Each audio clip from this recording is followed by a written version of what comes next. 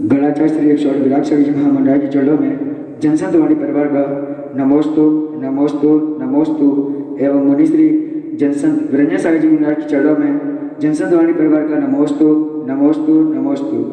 आज यह मन की बात विगत दिनों के बाद फिर से प्रारंभ की जा रही है।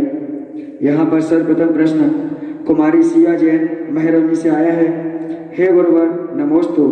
मेरा प्रश्न है कि मेरा पढ़ाई में मन नहीं लगता है, इसके लिए मुझे क्या करना होगा ऐसा कि जिससे मेरा मन पढ़ने को करने लगे। ओम शांति। मन की एकाग्रता सबसे पहले अपन को बनाना होगा। कोई भी लक्ष्य को प्राप्त करना है, कोई भी कार्य को प्राप्त करने के लिए अपनी मन की एकाग्रता, पढ़ाई में मन ना लगना मन की चंचलता है। उस चंचलता को रोकना और अपने मन को कैसे एकाग्र करें, एक कला आप सीखिए, जिसके लिए आपको अभ्यास करना होगा। 2-2, 5-5 मिनट का और थोड़ा थोड़ा सा अभ्यास किया होगा और वो आपका एक अभ्यास, जैसे कि नवोकार मंत्र को आप श्वास पूर्वक उच्चारण करें, जिससे आपका मन एकाग्र हो। आपका मन जब एकाग्र हो जाएगा तो आपका मन पढ़ाई की ओर लगेगा। आपके अंदर भावना आएगी, लगन।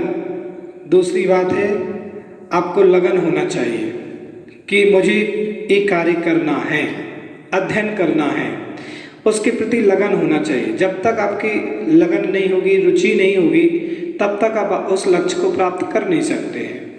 तो आपको लगन भी होना चाहिए कि हम कैसे अपनी पढ़ाई में मन लगाएं, रुचि बनाएं, क्योंकि बाहर के कार्य को करना, बाहर के कार्यों में संलग्न रहना, एक खेल कूद करना, मनोरंजन करना, ये तो जिंदगी के साथ लगा ही है।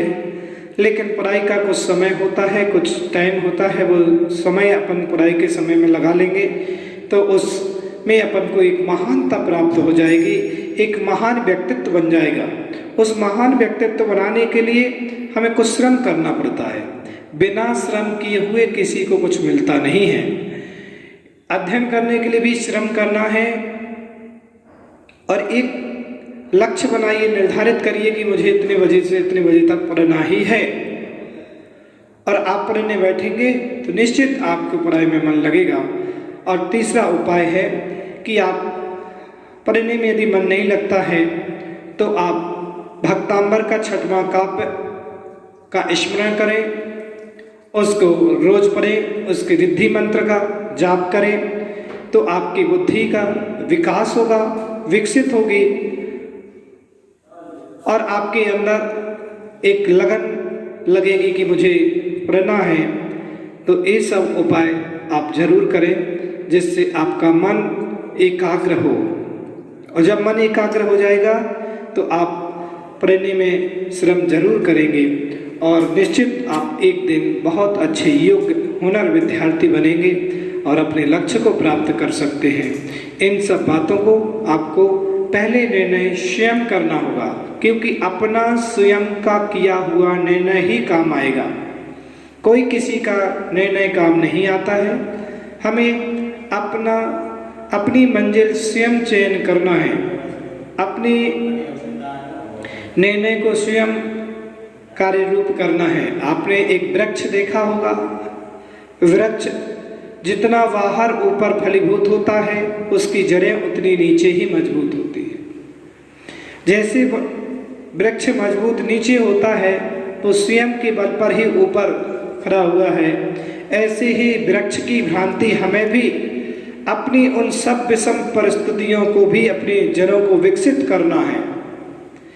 और जड़ें विकसित हो गई तो हम ऊपर के लक्ष्य को प्राप्त कर सकते हैं, अपने योग्य कार्य को प्राप्त कर सकते हैं। इसलिए अध्ययन करने के लिए आपको सर्वप्रथम चाहिए कि मन को एकाग्र करें। जो आप मन चलायमान है, खेलने में, मोबाइल में, कंप्यूटर में, अन्य कार्यों में जो हमारा मन लगा है उसको एक सीमित करें, समय सीमा बांधें कि इतने समय से इतने समय तक ही करना है और अपनी पढ़ाई पर ध्यान दें, तो जरूर आप अपने एक योग्य हुनर विद्यार्थी बनेंगे। इसके बाद अगला प्रश्न श्रीमती संजना जैन दमोह से है। हे गुरुवर नमोस्तु। मेरा प्रश्न यह है कि ऐरावत हाथी का स्वरूप कैसा होता है? ऐरावत हाथी जैसे त्रियंच गति के जीव होते हैं, यह त्रियंच गति का जीव ऐरावत हाथी नहीं होता है। ऐरावत हाथी एक देव है। देव जब सौधर्मेंद्र अपने देव के लिए आज्ञा देता है कि ऐरावत हाथी बनना है, तो वो उसका रूप धारण कर लेता है हाथी का, और उस ऐरावत हाथी के 32 मुख होते हैं। उस 32 मुख के ऊपर 125 पंखुड़ियाँ होती हैं।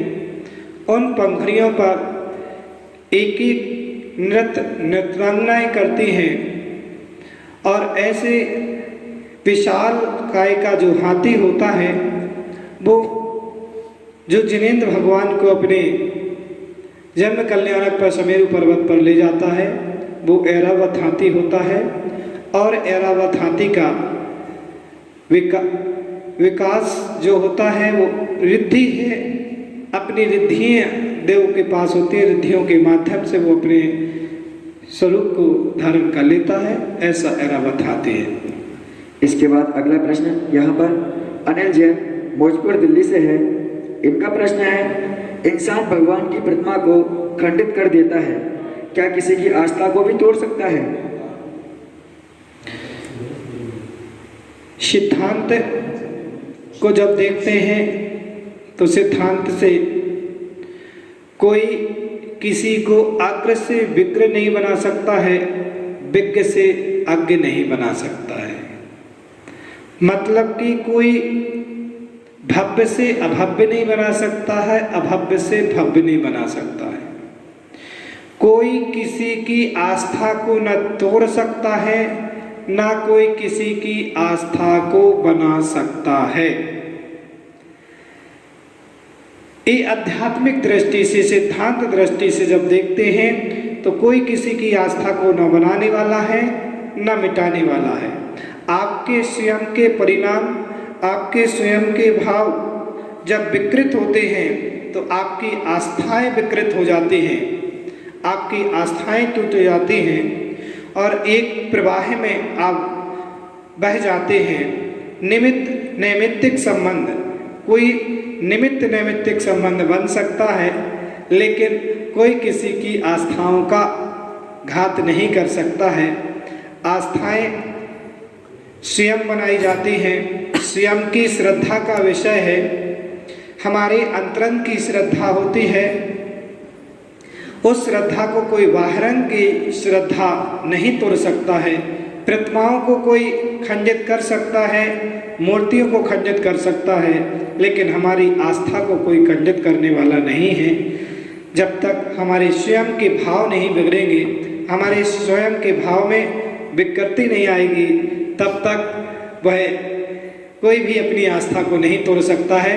इसलिए अपन को चाहिए कि कोई बाह्य निमित्त कितना भी प्रवाहमान करे, लेकिन बाह्य निमित्त से हमें प्रभावित नहीं होना चाहिए। अपनी आस्था मजबूत, जो सम्यक दृष्टि जीव होता है, वो सम्यक दृष्टि जीव अपनी आस्था को इतनी मजबूत रखता है, कोई कितना भी प्रभावमान करे, उसको प्रभावित करे, लेकिन वो प्रभावित नहीं होता है, वो अटक रहता है अपनी आस्था पर। इसलिए कोई किसी की आस्था को तोड़ नहीं सकता है। इसके बाद अगला प्रश्न यहाँ पर एस के गर्ग हिसार हरियाणा से है। जीवन में अपनों से ही धोखा क्यों मिलता है? अपने से अधिक लगाव,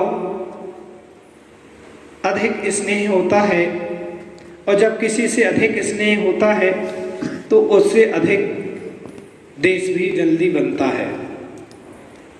इसलिए जब भी जिन जिन के राजाओं का विघात हुआ है, राजाओं का पतन हुआ है, तो सिर्फ अपने बालों से ही हुआ है।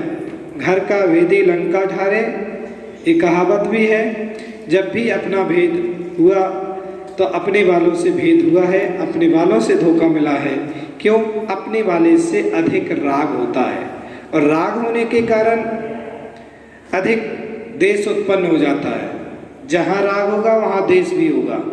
तो जहाँ राग की पनौती बनती है वहाँ देश की पनौती भी बन जाती है। इसलिए अपने वालों से ना अधिक राग करना चाहिए, ना अधिक देश करना चाहिए। दोनों से मध्यस्थ होकर के भाव कार्य करना चाहिए, और जो मध्यस्थ होकर के कार्य करता है उसको आगे जीवन में कभी भी धोखा नहीं मिलता है। इस भावनाओं से आप सभी विगत दिनों से भी वंचित हो गए थे। मन की बात से आप फिर से जुड़िएगा, मन की बात से। और पुनः आप देखिए यूट्यूब चैनल पर और जनसंतवाणी पर आप मन की बात को, अपने प्रश्नों को समाधान करिए। सबके लिए मंगल आशीर्वाद है। ओम शांति, सर्व शांति।